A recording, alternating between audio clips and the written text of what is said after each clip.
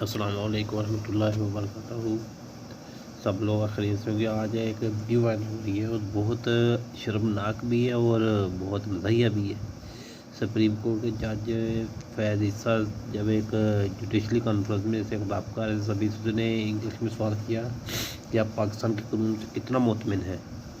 تو جب مطمئن ہے اپنے ہاتھ کھڑے کریں. تو بہت یہ مزاحیہ ہے. یہ دیکھو کہ دیکھا جائے تو کسی بھی ہاتھ کھڑے میں سبھی مسکرا دیے. تو سپریم کورٹ کا جج ہے اسی سے سوال ہو رہا ہے کہ کتنے آدمی مطمئن ہے پاکستان کے قانون سے.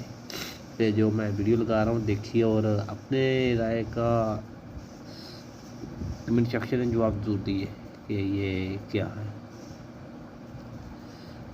تو چینل سبسکرائب کریں, ویڈیو کو لائک کریں اور شیئر کریں اور دیکھ کر اپنا رائے ضرور دیں کہ یہ کیا ہے.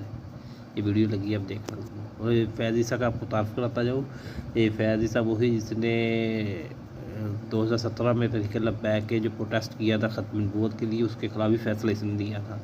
اور بھی بہت اس کے جو متنازع فیصلے ہیں, جو شہباز شریف نے بھی اس کو ایک ریفرنس بھی اس کے خلاف دیا, بعد میں واپس لیا گیا.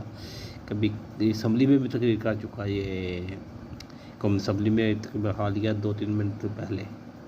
تو آپ اس کا بیان سنیں اور اس کے بعد اپنا ویڈیو کو لائک ضرور شیئر کریں, چینل کو سبسکرائب ضرور کریں. السلام علیکم.